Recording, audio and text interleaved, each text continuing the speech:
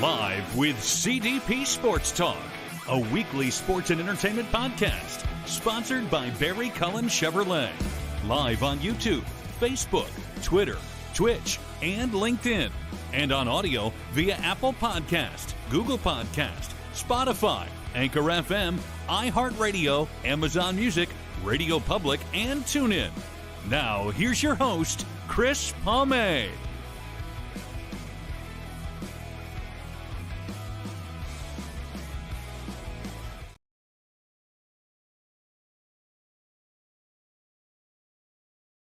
Good afternoon, everybody. Welcome to Season 6, Episode 48, overall 323 of Live with CDP Sports Talk, sponsored by Barry Cullen Chevrolet Dealership at 905 Woodlawn Road West in the Guelph Auto Mall.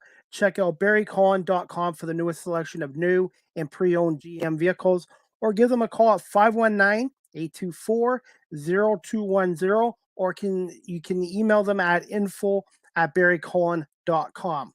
And as always, Live with CDP Sports Talk is on weeknights from 8 p.m. to 9 p.m. Eastern on radio station WQEE 99.1 FM in Metro Atlanta, the home of Southern Talk and Sports. Good afternoon, everybody, and I hope everyone's doing well on this Wednesday, October 11th, 2023. Obviously, the weather here is more like fall weather, football weather, and I'm looking forward to my guest today. My guest today is his first appearance on our show. His name is Tim Baines. He's a journalist, columnist with the Ottawa Sun since 1988, and he covers the Ottawa Senators now, and he's covered the Red Blacks of the CFL since 2014, and we're going to bring on Tim, who I met recently at BMO Field, I believe a year ago, when the Red Blacks defeated the Argos at BMO Field. And I think that was the last time the Argos lost a home game there. I'm not sure. I think it was either Ottawa or Edmonton. Good afternoon, Tim. How you doing? Yeah, it seems like so long ago back, like the thought of Ottawa winning football games. Thanks, Chris, for having me on. The thought of the Red Blacks being competitive with the first place Argos right now really seems a little far-fetched. Yeah, it's been a tough season for the Red Blacks, 4-12. What are your overall thoughts on the Ottawa Red Blacks? And do you feel there's going to be some changes with the coaching staff and management going forward to 2024? Yeah, it's really tough to pinpoint one reason why the season has gone sideways. I think if you look at the teams who are at the top of the heap right now, they also are the teams with their starting quarterbacks intact. It's never good when you lose your starting quarterback. It's even worse when you lose your second string quarterback and when you got to rely on your fourth string quarterback to get you through the year. The loss of Jeremiah Masoli didn't start the year, was still recovering, and then got hurt when he returned. It's in the CFL, it's a really, really tough hurdle to jump over, because the quarterback occupies so much of your salary cap space. It's really tough. So that they got hit with that right at the beginning of the season. They were competitive. They were 3-3 at one point, and they fell, and the season fell off the rails from there. Obviously, 3-3, and I'm trying to add up 4-12 right now. Yeah, so it's really they've really fallen. You ask, will there be changes? Ultimately in sports, if there, as they say, it's tough to fire all the players. So in the CFL, you can change really the dynamic of a team through free agency, but you can only do so much of that. So what I expect changes? Yeah, I think there have to be some changes. I suspect the general manager and the head coach will return. But beyond that, again, if I got to think ownership and those up above are looking to make some changes for sure. Jeremiah Masoli, at his age, do you feel is there talk of him trying to come back, rehab for next year, or do you think this could be it for his football career? Jeremiah is a very proud man. He's had some obviously elite years in the CFL. trying to remember, not that long ago with the Ticats, he was the East Division most outstanding player. Will he come back? It's been a tough couple of years for him. He settled down in Ottawa with his family, and I think by all accounts they enjoy it here. I would suspect that the team is probably not in any mood to pay him $500,000 to be their quarterback next year. But if there's some kind of incentive deal that can be worked out, yeah, I do think there's a possibility. And not only if there is a deal to be worked out, if Jeremiah feels like he really doesn't want to go out on this note, if he wants to come back to the CFL and get a season or two more in, but he's going to have to do it for less money, for sure. What's your overall thoughts on Dustin Crum, and do you feel that he could be a starting quarterback long term in the CFL from what you've seen so far?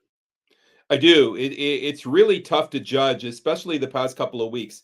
We've seen how mobile he is. I believe he's the leading rushing quarterback in the CFL. We've seen there's an escapability factor there, but we've also seen, especially the past couple of weeks against Montreal, where the Alouettes defensive coordinator Noel Thorpe unleashed his troops, and they were all over. They were blitzing play after play, and didn't really give Crum much room to operate. So it's really tough to judge at this point.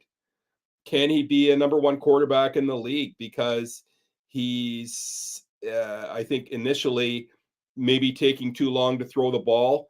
And now he doesn't have much of a chance to do anything because it's like an onslaught of defenders chasing him around. He doesn't have, I don't think he has the strongest arm in the CFL, but the guy has extreme smarts, literally a rocket scientist in school. So he's smart enough. He's certainly possesses a lot of the tools to be a CFL quarterback. He needs time. And you do have Kerr Jones on the coaching staff that could work with him going in the off season as well. Yeah, he's getting lots of help. They've also got Tyree Adams, who was their number 2 quarterback, who was injured early in the season, who they're very, very high on. So they've got a couple of young quarterbacks that certainly both,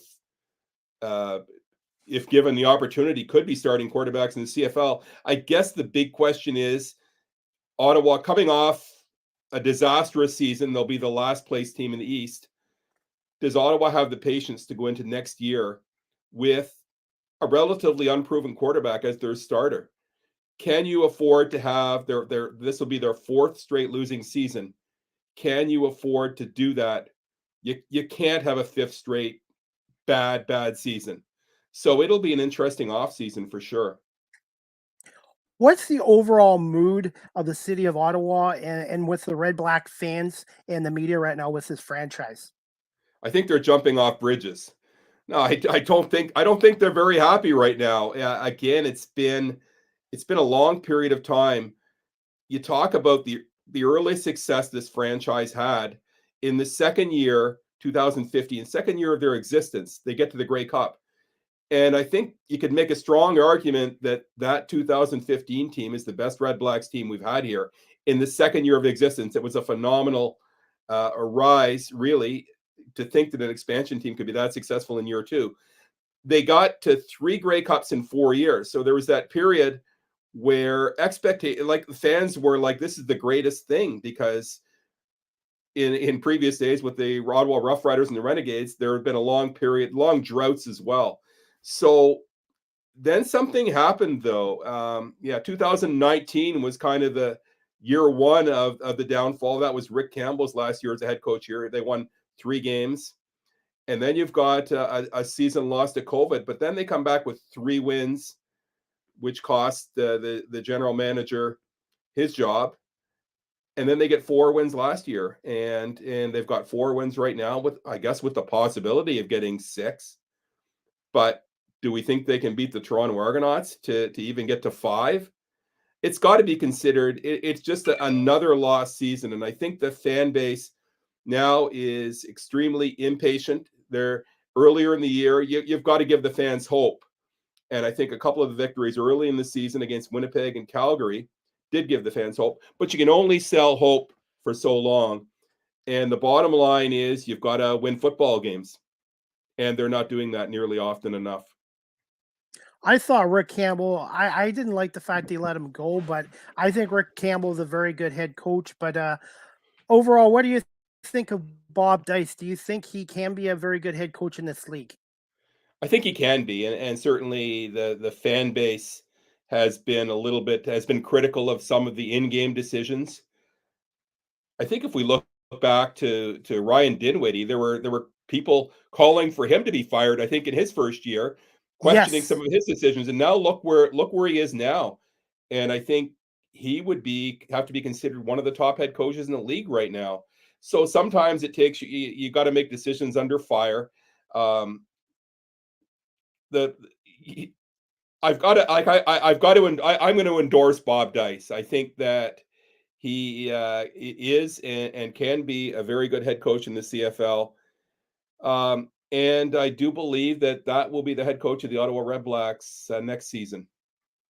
And to be honest too, the Argonauts now finally have stability with Dimwitty, Pinball Clements, their coaching staff, and I think part of the reason the CFL failed in Ottawa in the past, obviously, was poor ownership, but the instability with GMs and coaches and stuff like that. So I do agree with you. I think the only way a team gets better is to have a little bit of stability, because changing your coaches and GMs on a regular basis doesn't help either, especially with recruiting players to your team.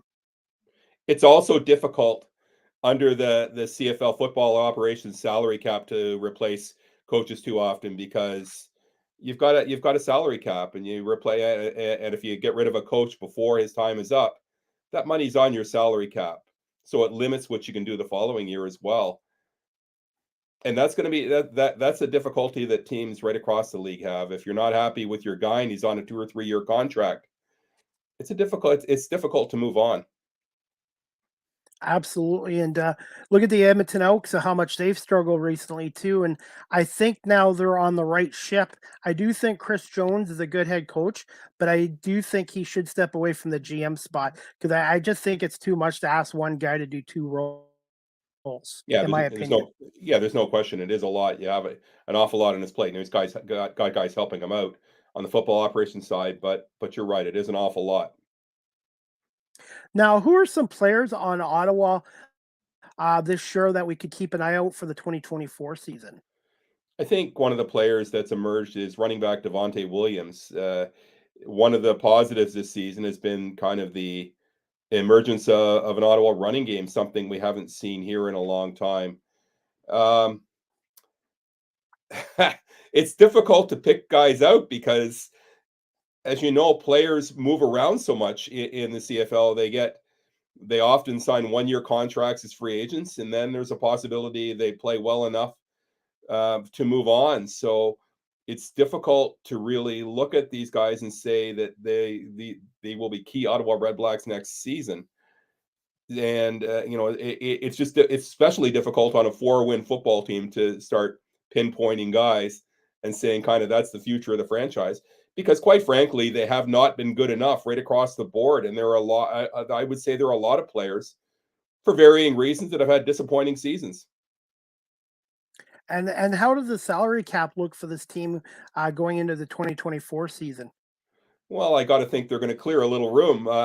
When you don't win football games, you've got to look at bringing in new bodies. So I would suspect that going into free agency next year, they will be probably potentially a big spender. And really, a lot of it goes back to the decision what they do with quarterback. If Dustin Crum and Tyree Adams are going to be their 1 and 2 quarterbacks next year, those guys may be playing for a combined, let's say, $200,000.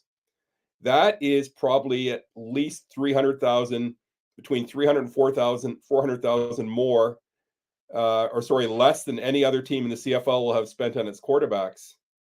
Maybe it depends what Edmonton does, but if you've spent significantly less on your quarterbacks, you can outbid any of the other teams in the CFL. If there's a player you want, outbid another team by 30,000. They could stack their lineup next year if they decide to go with Crum and Adams, maybe Masoli at a reduced salary with some player incentives built in. If you go with that, as you're set up next year, again, you can stack your lineup. You can get whoever you want surrounding them. If you were their GM, Tim, what would you be looking for in the 2024 CFL draft for the Red Blacks going forward? Well, What's the biggest need? first of all, I'd be a really bad GM. But other than that, I would teams. There's a teams go for offensive linemen. They're going to have the number 1 overall pick. Well, I guess that's not a certainty either, but they're going to pick in the top couple. I would look at perhaps a Canadian receiver. This is without looking. You almost can't even look at the top prospects list because the top 4 or 5 guys will end up in the NFL anyway. So that's what makes it so tricky about the CFL draft is you're not even going to get the best Canadian players. Like you look at the NHL draft or the NFL draft, and you could say this guy's the number 1 prospect and the worst team is going to pick him. It doesn't work that way in the CFL. You're not going to get the best prospect because he's going to play in the NFL. So then it comes down to signability. You need a guy that you're pretty sure you're going to pick 1 or 2 in the CFL draft. You need to find a guy that's going to play for you the following year. So it'll be interesting to see where they go. Traditionally, again, it's been offensive line, so they're going to look offensive line, and Canadian receiver is a possibility for sure. Do they think quarterback? Canadian quarterback. That's Nathan Rourke's brother. Who knows? I still think Nathan Rourke should have spent another year in the CFL, but so be it. I guess the money in the NFL, the second or third string quarterback is more than the CFL. But to be honest, I'd rather be playing than being on the bench. Can't blame him for chasing the NFL dream, and I'm sure his long range goal is not to be on the bench. You got to start somewhere, and he certainly looks like he has NFL possibilities. So I mean, we wish him nothing but the best of luck. But maybe someday we do see him back in the CFL. All right, playing against his brother, maybe. That's true. That's true. And we do have another Canadian quarterback with the Edmonton Elks, Trey Ford. And I saw him the other night in Toronto, and I do feel this kid is going to be their franchise quarterback possibly for the Elks for the next few years. Yeah, and a lot of people earlier in the year were questioning why is this guy still on the bench as they were bumbling and stumbling, and Taylor Cornelius wasn't amounting to much on the football field, and Trey Ford was on the sidelines, and now we see exactly what he can be. He's certainly got the escapability factor, and he makes, I guess, what all you ask your quarterback, make plays, and he makes plays. Does he have the strongest arm in the league? We've really yet to find out because a lot of it's been based on him on their running game. So we'll see. Trey Ford's certainly an up-and-coming Canadian quarterback with unlimited potential. Absolutely. And finally, we'll wrap up the Red Black segment here. Tim, what are some keys for an Ottawa upset win against the Argonauts Saturday night? I'm trying to, let's see, some keys to the win. Let's see, that would have to be almost miraculous. They seem, for whatever reason, they seem to play the Argos tough over the years. Even when they've been bad, they seem to play the Argos tough, especially in Toronto. They will need to keep their quarterback. They'll need to protect their quarterback, because if Toronto does the same thing as Montreal did, and Ottawa can't prevent defensive backs and linebackers from slipping through, it's going to be a long, long night. So the key, it starts with protecting their quarterback, preventing him from being sacked, giving him time to throw, and they've got to have more takeaways. You can't let Toronto win the turnover game. If Toronto gets 3 interceptions and 2 fumble recoveries, Ottawa's dead. So they need some interceptions, they need some turnovers, and if you can win, one more part, less penalties. Some ridiculous penalties, over 100 yards in penalties against Montreal the last game. One of the least penalized teams in the league, but there were just some ridiculously stupid penalties. You gotta, if you're not a very good football team, you sure as hell better not be taking penalties. Also, I think the weather too. I was talking to one of my friends the other day. The Argonauts, since they moved into BMO Field, haven't had too many bad weather games. At the old exhibition stadium, which was across from BMO Field, they had a lot of bad weather days, but they seem to have lucked out in that stadium. And I still would like to see the Argonauts draw 20,000 a game there, because it's a great stadium, it's a great facility, the on-field product is good, and they finally have stability with the Argos ownership, and also with Pinball Clements and Ryan Dinwiddie and Corey Mace. They've got a great coaching staff there, and to me, the Argos are set to be competitive for the next few years. It's a tremendous experience at the stadium, and I grew up about an hour and a half outside of Toronto. I grew up an Argonaut fan. Went to games at Exhibition Stadium back when they were drawing. This is pre Blue Jays. Really, they only had the Leafs to worry about. There were no Raptors, Blue Jays, and there were crowds of over 40,000. People were in love with the Toronto Argonauts. That was the golden days of being an Argonaut fan, and it was just a tremendous experience to go into Toronto and watch the double blue. Did you have a favorite moment of the Argonauts at Old C&E Stadium? I mean, just different things you remember. Like I mean, players I remember. Going back to Bill Simons and Leon McQuay, and just there was not one moment I remember being there for. It was just a series of things that you see during your childhood, and it was more the players like Doyle Orange and again Bill Simons, and yeah. I am getting pretty old, so my memory's not like it used to be. So I do remember having, I think I had a Terry Metcalf jersey. I think it was 21, if I remember right. I could be wrong on the number because I don't have the jersey long ago stopped fitting me. So the jersey's long gone. But yeah, I loved. I can't say I'm an Argonaut fan anymore. I mean, I cover another team in the league, and I have a son who coaches with the Hamilton Tiger Cats. So I can't I can't say I have any allegiances right now. Absolutely. And I was at the Argos 150th alumni game on Friday against Edmonton, and I got to meet Doyle Orange, who was the second Argonaut to rush for 1,000 yards after Bill Simons. And then I got to meet Pete Martin, who was a linebacker for the Argonauts and a color analyst with them for 30 years. And of course, former Ottawa ref writer, Alouette Carl Brazeley as well. The event was just amazing seeing some of these guys there. It's always terrific to meet the guys who've been there, done that, kind of the trailblazers, the guys who set the tone for the product we see today. All right. And finally, I'm going to put you on the spot. What's your prediction for the game on Saturday against Toronto? Oh, geez. Uh, the Argos are really, really good, so I've got to favor them. I'm going to give you a score of, let's see, 27-16 for Toronto. I think it's going to be a closer game than that. I really do. I think it's going to be within 7 points or less. Well, you see, if I was if I really supported the team here, I would have maybe still picked Toronto, but I would have said it was 27-26.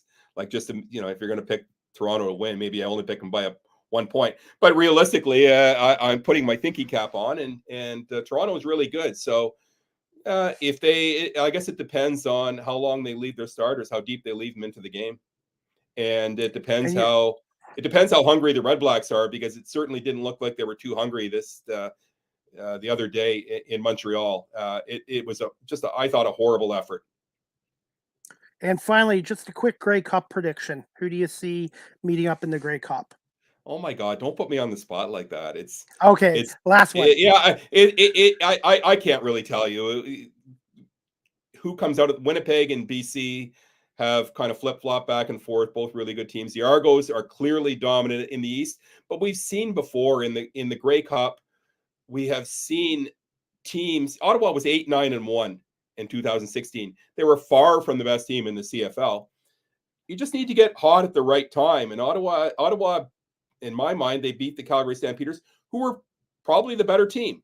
So if you get hot at the right time, all the great things the Argos have done they need to play. They need to play out the season at the same level that they need to play at that same level in the playoffs, because other teams are getting better. Other teams are catching up.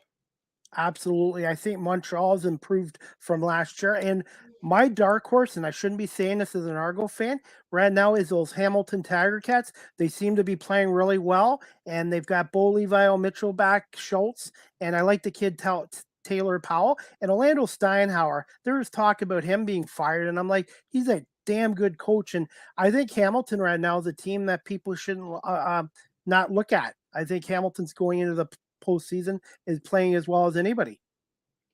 Well, I guess we'll find out in about 3 weeks to a month, and then we'll in Hamilton we'll see who it is going toe to toe in the Grey Cup. Absolutely. All right, Tim, if you're okay for a couple more minutes, a couple questions. Just wanted to get your thoughts on last year's Ottawa Senators team and now the new ownership with Michael Andlauer purchasing the team. Yeah, last year they didn't get off to a very good start, and it hurt them. It came right down to the final couple of weeks. They missed the playoffs by 6 weeks, or by 6 points, and but it was with a really on the rise lineup. They've got some young stars in the lineup who, with another year under their belt, should be better this year. When we talk about playoffs, though, you look at the 8 teams that finished in the playoffs and you'll wonder, well, if Ottawa's going to make it to the playoffs, who falls out? Is it the New York Islanders? Will Tampa Bay miss Vasilevsky in goal enough? Is it possible they could fall out? Could the mighty Boston Bruins fall out? I mean, it doesn't seem likely. Maybe the Islanders are the best bet to fall out. So, okay. That doesn't necessarily put Ottawa in, though. You've got other teams. Pittsburgh Penguins didn't make the playoffs last year. You can't discount a team with Sidney Crosby and Malkin and Carlson and Letang. Washington Capitals, and maybe they're not in the picture, but they've got some pretty good players. And the Buffalo Sabres are another team on the rise.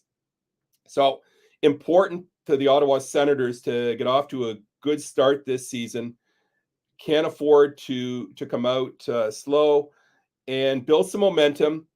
And it's going to be an interesting race in the East Division, I think, right down to the final few days of the season.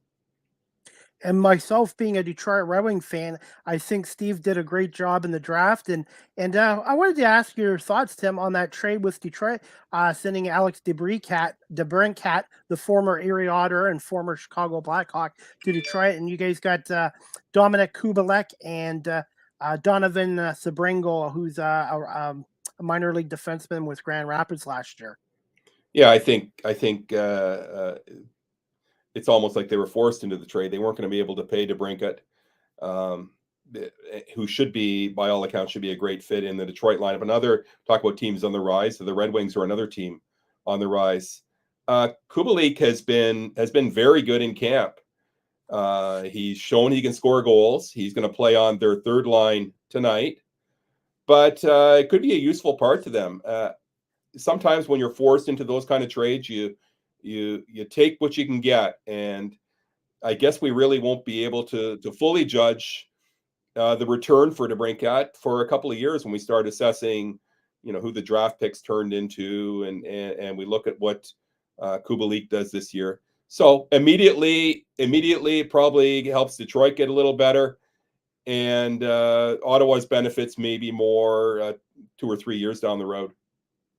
Absolutely. And what are your thoughts on Michael Andlauer purchasing this team, and what does this mean for the long-term stability of the franchise going forward? Yeah, certainly it brings some stability. I think also there has to be a repairing of the link to the community that kind of had been tattered a bit, I think, under the previous ownership, Eugene Melnyk. I think there had been some damage done to community relationships. There was maybe distrust, maybe dislike from some of the fan base for the owner. I think from all accounts, Andlauer, I haven't heard anybody say anything bad about Andlauer. seems to be a straight up guy, a hockey guy. And I think there's an excitement. I think he's excited to be involved with the franchise as part of a large ownership group. And I think the fan base is excited to have him. He did a lot for hockey in Hamilton with the AHL Hamilton Bulldogs. And then when they left, he brought in the Belleville Bulls that came to Hamilton, and now they're in Brantford. And he's done a lot for hockey in the city of Hamilton, and now with Brantford in the Ontario Hockey League. And I really feel Brantford will succeed this time with an OHL team instead of the last team they had, the Alexanders. Are you okay for a couple more minutes? Yep. Couple more questions? Okay. Sure. All right. This one I wanted to ask you. He just brought in Steve Stales, who's with Ann Lauer in the OHL with the Hamilton Bulldogs as presidents. What's your thoughts on him? How much you know about Steve Stales? Not a lot. It's a case of the owner bringing in people that he knows well. There's obviously a trust factor there. He's worked with Steve. Former player, has been involved in the hockey operations part. So it's, I mean, you can never, can you have too many people in your hockey operations department?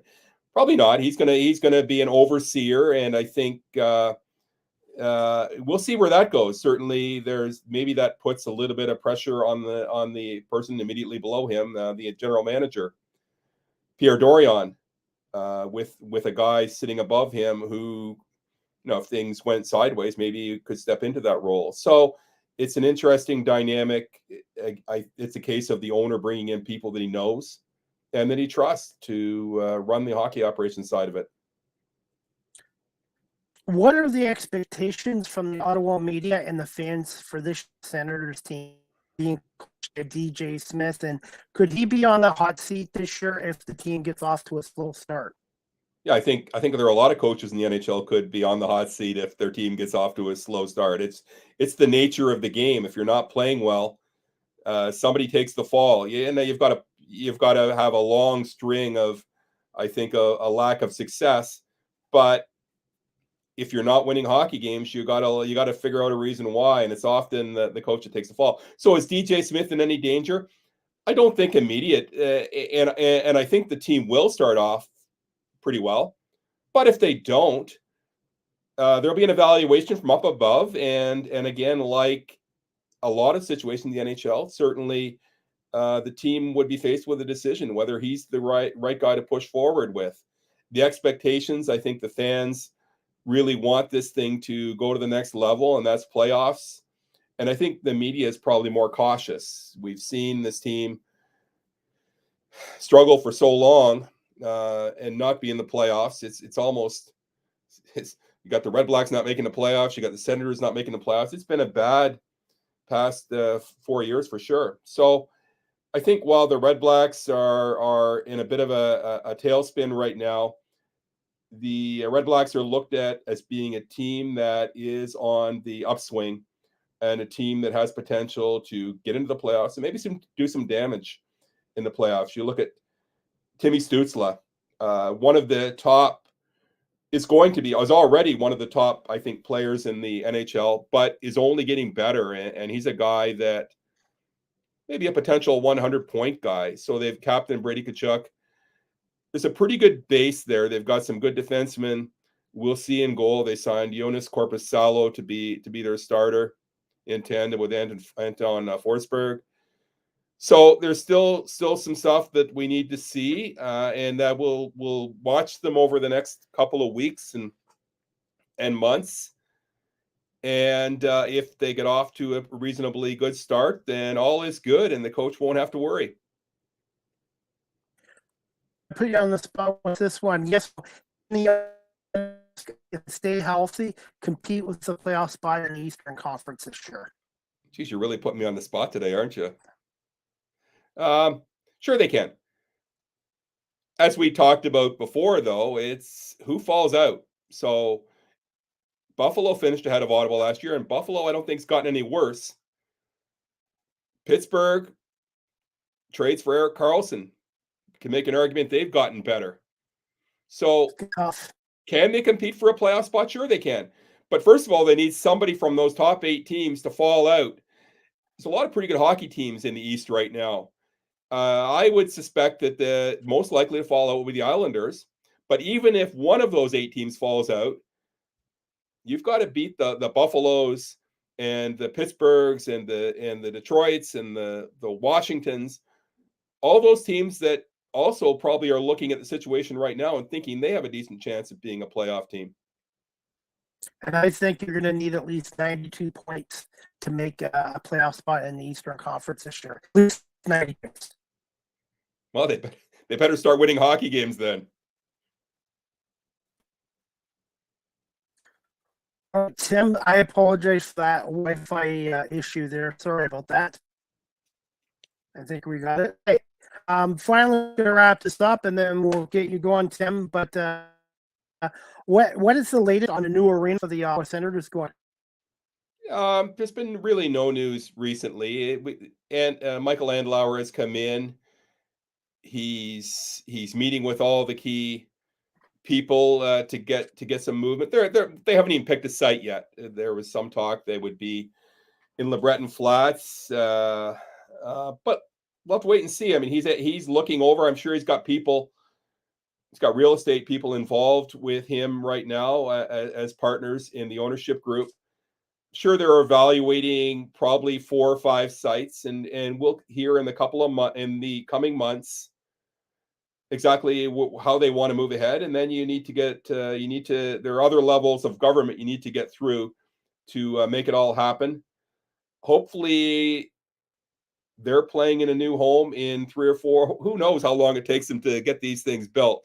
But I think they'd like some kind of certainty, and they'd like in the coming months to at least know where they're going to be playing their hockey games in the near future. I'm assuming this new arena, when it does get built, it will be closer to the downtown or in the downtown Ottawa area instead of connected 20-25 minutes outside of Ottawa. Sorry, I think I lost you there. Okay. I was saying, I'm assuming when they do get the new arena built, it would be in the downtown Ottawa. Yeah, it right now they're in the West End, and they'd like to move something a little more central. Finally, to wrap this up, where can my audience follow you on social media and the game Saturday night against the Philadelphia Flyers, the home opener? Well, I'm pretty exclusively a Twitter guy. I guess is it not even Twitter anymore? I'm an X guy, I guess. Yes. So you can X me out at Tim, the letter C, Baines, Baines, and I post occasionally on there. So if you want to check out Ottawa Senators stuff, or if you want to, I still dabble in Ottawa Red Black stuff. So CFL, NHL, and occasionally I throw up some other nonsense as well. And if I do have you back on my show again, Tim, if you come back on, I'm going to have to talk to you about your tryout with the Montreal Expos. And you covered them for 17 training camps. My memory's not great, but yeah, that sounds right. I did try out for the Montreal Expos. It obviously didn't work out because, well, here I am writing about football and hockey. All right. Well, Tim, hey, I want to say thank you so much for giving me some time today to come on live with CDP Sports Talk. And I've had AJ Jakubik come on from the Ottawa Red Blacks and TSN 1200. And you have an open invite to come back on again in the future as well. Thanks. Appreciate it, Chris. Stay well. Thanks, Tim, and we'll talk to you soon. All right, guys, I hope you enjoyed Season 6, Episode 48 of Live with CDP Sports Talk, brought to you by Barry Cullen Chevrolet here in Guelph with Tim Baines, longtime columnist, journalist with the Ottawa Sun since 1988. Tim also played some college football at Wilfrid Laurier and Sheridan College. And Tim also once tried out for the Montreal Expos, I believe, during the 1994 lockout season.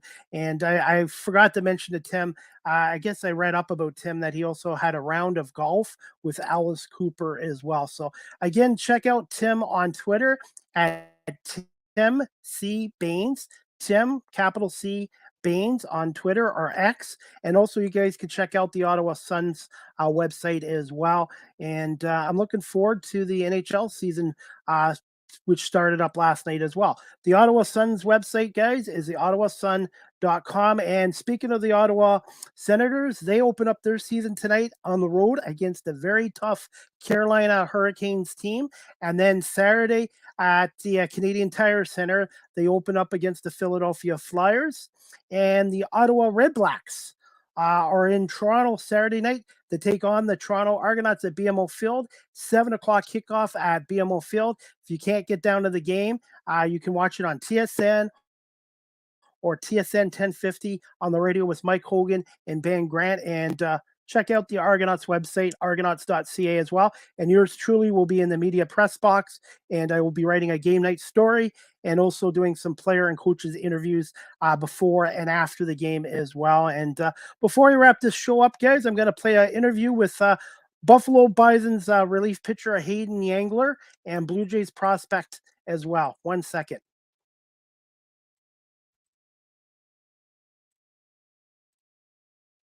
Palme here from Saline Field here in Buffalo, and I have a special guest with me, Hayden Yangler. He's a reliever with the Buffalo Bisons. And Hayden, I want to say thank you for doing this. And what are your thoughts on this 2023 Buffalo Bison season so far?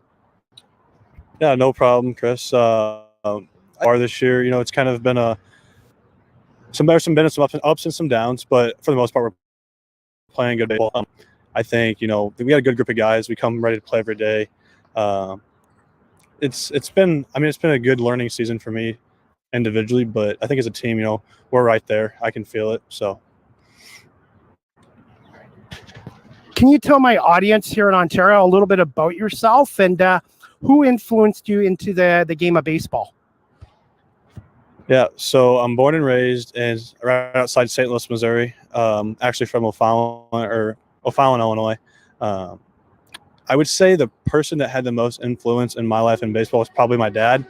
Even though my whole family played a big part in it, my mom and dad actually met on a softball field. So ironically, it's kind of like in my blood to my first true love, and it's kind of like what I've always done. So yeah, baseball's been my thing since I can remember.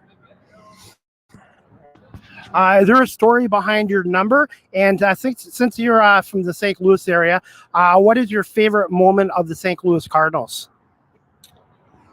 There's not a meaning behind my number. The number I actually wear a lot is 15. That was my dad's number growing up, kind of just like a family number passed down. I've wore 23 before in the past. I think it equals up to 5. Like the number 5 in my family has kind of just been like a tradition thing. My favorite player growing up was Albert Pujols, so he wore 5. So that's kind of favorite memory. I have a lot growing up, especially going to Cardinal games.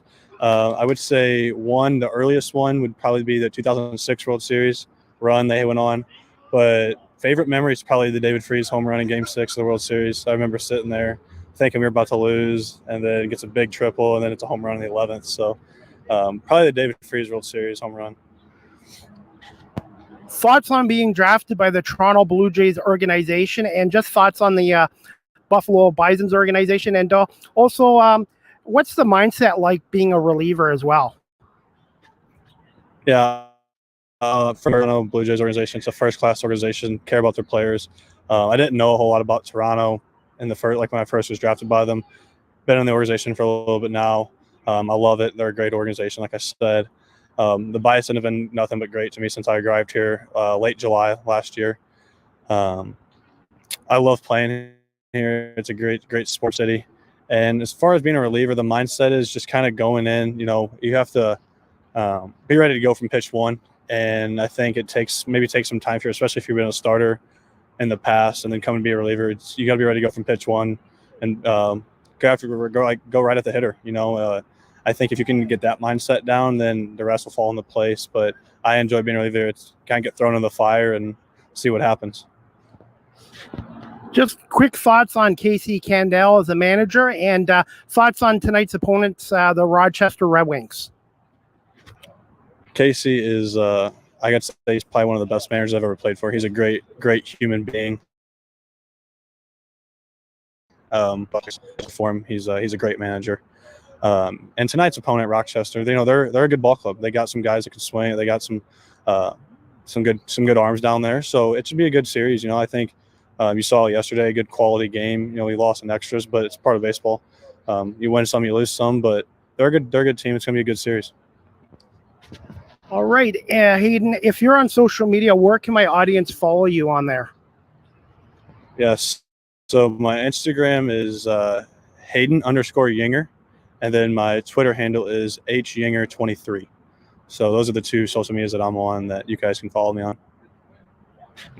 I want to say thank you so much, Hayden, for coming on here, and good luck tonight against the Rochester Red Wings here at 7:05 at Saline Field here in downtown Buffalo. Thank you so much for doing this. All right, guys, that was Hayden Yangling for the Younger from the Buffalo Bisons. That interview was recorded in August when I was doing some media work for the Buffalo Bisons. And check out my latest podcast from Sunday with Brian Frank from the Herd Chronicles. He's a Buffalo baseball historian, and he covers the Buffalo Bisons. So please check out my episode with him on my YouTube channel as well. The next live with CDP Sports Talk, sponsored by Barry Cullen Chevrolet, Monday, October 16th at 5 p.m. I have a special guest. His name is Paul Bickel. He's a Blue Jays super fan in Northern Ontario. His Blue Jays collection is over 10,000 items, including over 300 baseballs autographed by various Blue Jays over the decades. And he has many items from exhibition stadiums. So tune in to Live with CDP Sports Talk Monday, October 16th at 5 p.m. with Blue Jays super fan Paul Bickel as well. I have two other shows lined up for next week. Tuesday, October 17th at 2 p.m., I have Jim Taddy on from TSN 1050 in Toronto to talk about the Toronto Maple Leafs. He's the pre- and post-game host of the Maple Leafs radio broadcasts on TSN 1050, and he's also the radio host for the Toronto Raptor games on TSN 1050. So Tuesday, October 17th, doubleheader, Jimmy at 2 o'clock from the TSN 1050 in Toronto. Then at 5 o'clock on Tuesday night, I'm going to have author, Buffalo Bills superfan, but book author, Greg Trenter.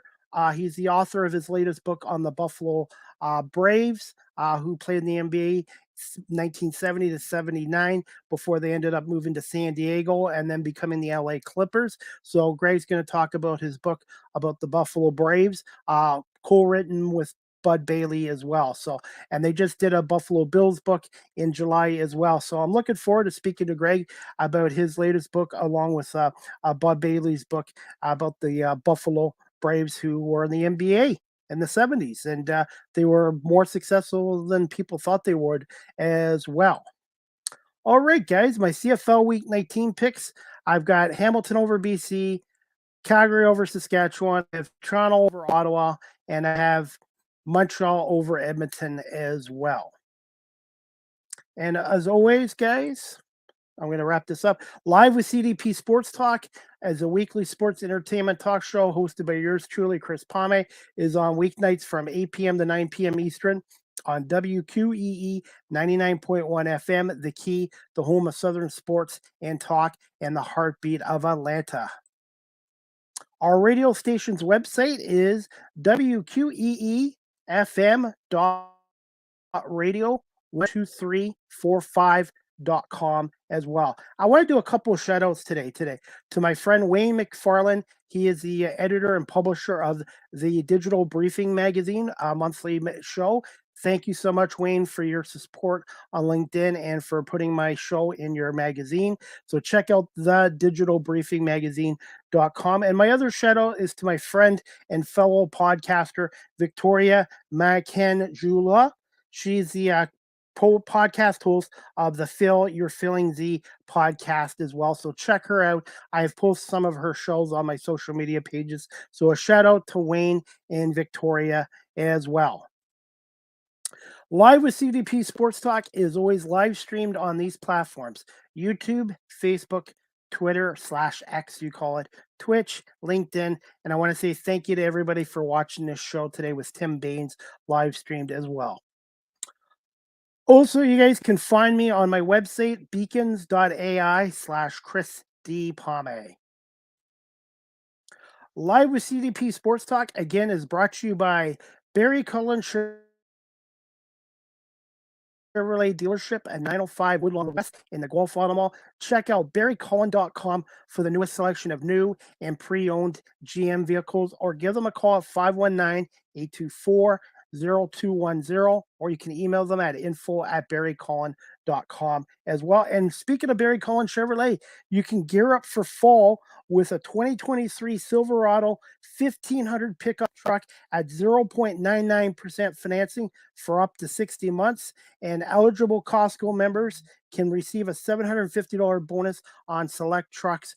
More information about that at barrycullen.com, or drop by the dealership again in the Guelph Auto Mall.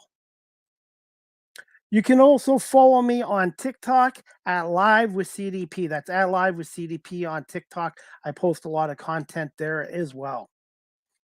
StreamYard is the official live stream provider of Live with CDP Sports Talk. If you're into webinars or podcasting such as yours truly, check out StreamYard.com as well.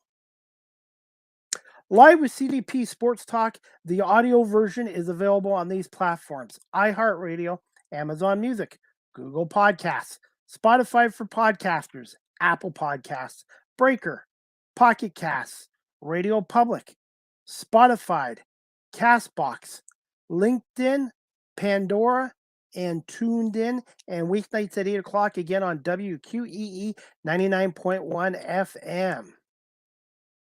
Finally, you guys can email or text Live with CDP Sports Talk at cpalme19@gmail.com, or you can text the show at 519-820-7188 as well. And congratulations to the Texas Rangers, who advanced to the American League Championship Series for the first time since 2011 with their 7-1 win over the Baltimore Orioles last night.